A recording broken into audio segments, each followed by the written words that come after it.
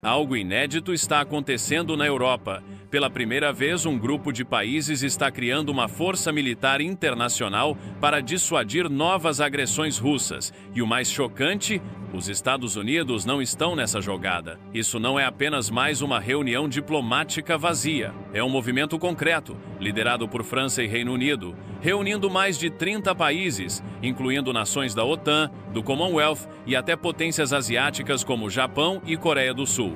O objetivo? Criar um pacto de proteção para a Ucrânia, garantindo que, mesmo se um cessar-fogo for assinado, Moscou pense duas vezes antes de tentar outra ofensiva. E para a gente entender o real impacto disso, vamos dividir essa história em 3 pontos fundamentais. O que realmente está por trás dessa aliança e por que os Estados Unidos ficaram de fora? Como essa força internacional poderia funcionar na prática e quais são os riscos desse plano? O que a Rússia pode fazer a partir de agora e qual será a resposta de Putin para esse movimento europeu? Então segura aí, porque isso pode redefinir completamente o futuro da guerra na Ucrânia e da segurança europeia. Vamos direto ao primeiro ponto. A Europa está mandando um recado claro. Não pode mais confiar cegamente nos Estados Unidos. Desde que Donald Trump voltou ao poder, as tensões entre Washington e seus aliados aumentaram drasticamente. Trump insiste que a Ucrânia precisa negociar um acordo de paz com Moscou e deixou claro que o compromisso dos Estados Unidos com a defesa europeia não é mais incondicional. E isso acendeu um alerta vermelho nos corredores de Bruxelas, Paris e Londres. O medo é simples. E se os Estados Unidos simplesmente virarem as costas para a OTAN? E se, na próxima ofensiva russa, Kiev não puder contar com o apoio americano? E isso explicaria por que a França e o Reino Unido estão tomando a dianteira na criação dessa força militar conjunta. Essa movimentação não é só sobre proteger a Ucrânia, é sobre garantir que a Europa consiga se defender sozinha no futuro. A questão é que essa iniciativa levanta uma série de dúvidas. Para começar, a ideia de um exército europeu sempre foi controversa.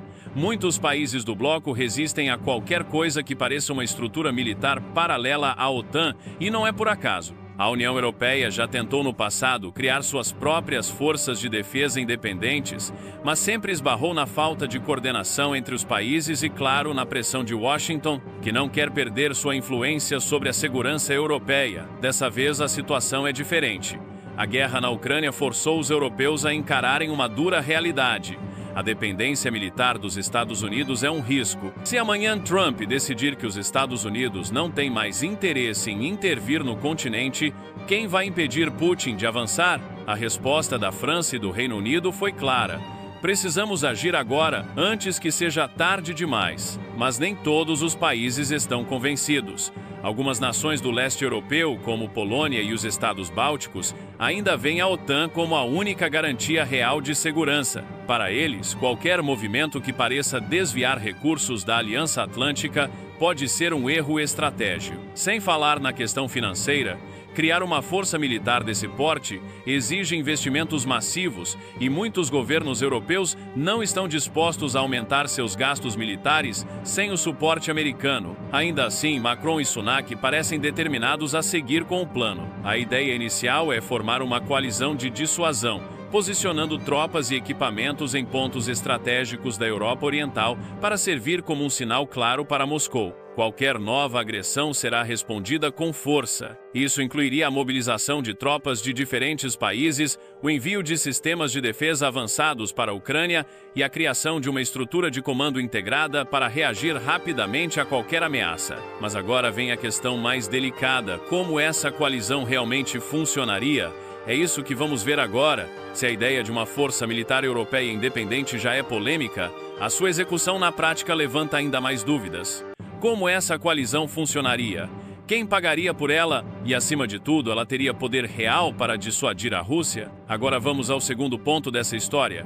Como essa força internacional poderia funcionar na prática e quais são os riscos desse plano? O plano, liderado por França e Reino Unido, prevê a criação de uma força multinacional que atuaria como um escudo protetor para a Ucrânia. Isso significa a presença de tropas, equipamentos militares e sistemas de defesa avançados em solo ucraniano ou em países próximos, prontos para agir caso Moscou decida tentar uma nova ofensiva. Mas aí surge um problema. Essa força teria um mandato real para entrar em combate se necessário, ou ficaria restrita a uma presença simbólica? Se a missão for puramente dissuasória, servindo apenas como uma espécie de força de paz, há um sério risco de que Putin simplesmente ignore sua presença e continue com sua estratégia agressiva. Agora, se esse grupo estiver realmente disposto a entrar em combate, então estamos falando de um cenário completamente diferente. Um potencial confronto direto entre forças europeias e o exército russo. E aqui entra um dos maiores desafios dessa iniciativa: a legalidade e o respaldo político dessa força. Seria necessário um mandato da OTAN ou da União Europeia? O Conselho de Segurança da ONU jamais aprovaria algo assim, já que a Rússia tem poder de veto. Isso significa que essa coalizão teria que operar de maneira independente, com os países participantes assumindo todos os riscos diplomáticos e militares por conta própria. Outro ponto crucial é o financiamento. Quem vai pagar essa conta? Criar uma força militar conjunta exige um investimento pesado, e muitos países europeus ainda relutam em aumentar seus orçamentos de defesa. A Alemanha, por exemplo, que historicamente tem sido avessa a intervenções militares, já deixou claro que prefere fortalecer a OTAN em vez de apoiar qualquer força paralela. Isso coloca um grande obstáculo na viabilidade dessa coalizão. A França e o Reino Unido podem liderar o esforço, mas sozinhos eles não têm poder suficiente para bancar toda a operação. O envolvimento de outras potências como Itália, Espanha e os países nórdicos seria fundamental. Mas, novamente, tudo depende de um fator que ninguém consegue prever com certeza: a resposta de Moscou. E é aqui que chegamos ao terceiro e último ponto dessa história: o que a Rússia pode fazer a partir de agora e qual será a resposta de Putin para esse movimento europeu. A Rússia sempre interpretou qualquer avanço militar da OTAN ou da União Europeia como uma ameaça direta, e essa coalizão seria vista como um passo ainda mais agressivo. Se Putin sentir que essa força representa um perigo real para sua posição na Ucrânia, ele pode responder de forma ainda mais agressiva, escalando o conflito para um nível que ninguém deseja. Já vimos esse tipo de reação antes. Foi exatamente essa lógica que levou a Rússia a invadir a Ucrânia em 2022. Moscou não queria um vizinho cada vez mais alinhado ao Ocidente e usou a força para tentar impedir isso. Agora, se a Rússia enxergar essa coalizão como uma tentativa de estabelecer uma base militar permanente na Ucrânia, a resposta pode ser ainda mais extrema. Há também o fator nuclear. Putin já deixou claro diversas vezes que considera qualquer intervenção direta da OTAN ou de países ocidentais como um casus belli, ou seja, uma justificativa para um conflito de grande escala. Se essa força for percebida como uma tentativa de cercar a Rússia, Moscou pode escalar sua retórica nuclear para um novo nível, aumentando ainda mais as tensões. E aqui entra o dilema central da Europa.